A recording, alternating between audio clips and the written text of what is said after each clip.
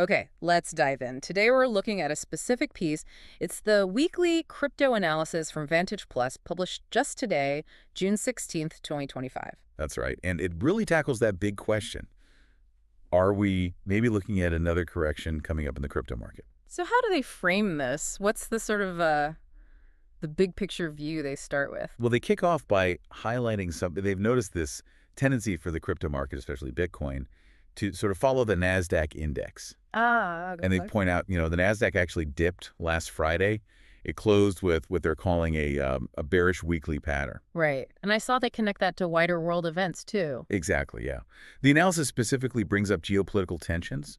They mention the ongoing situation between Israel and Iran as a pretty significant factor influencing the broader markets right now. Makes sense. And they note gold and oil prices have reacted strongly too.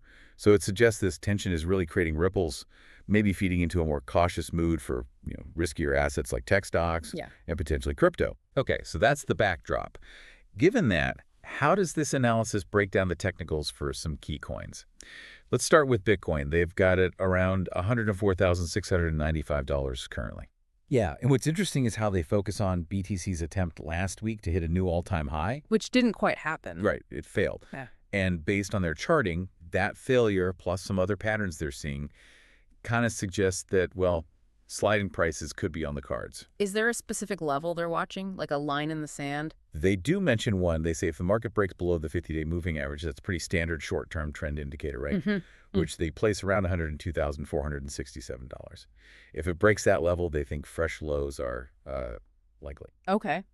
They also point to a bearish candlestick pattern they've identified, basically showing strong selling pressure, which points lower unless Bitcoin can really decisively push above $111,000. And only above that level. Only then, they argue, does a door open again for maybe another run towards $125,000. Got it.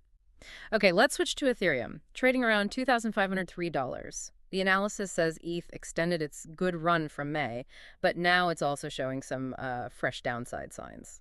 Yeah, that's the question, isn't it? What exactly are they seeing for ETH?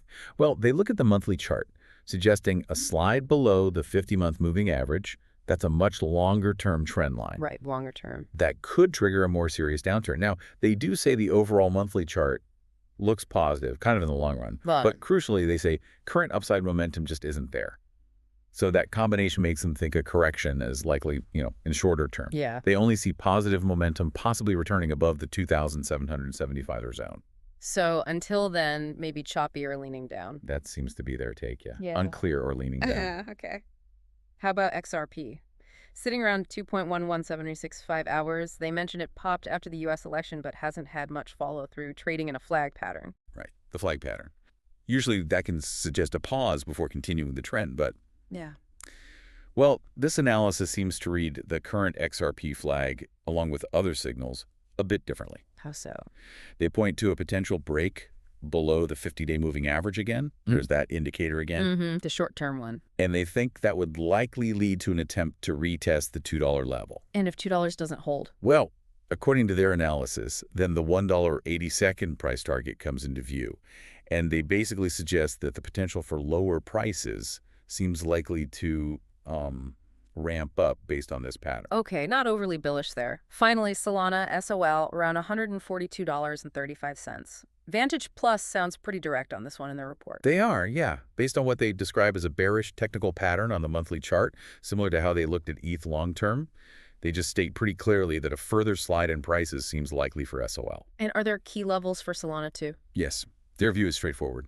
Unless the price can break back above the $190 zone, you should probably anticipate lower prices. They highlight the $125 price level. How it reacts there is critical, they say.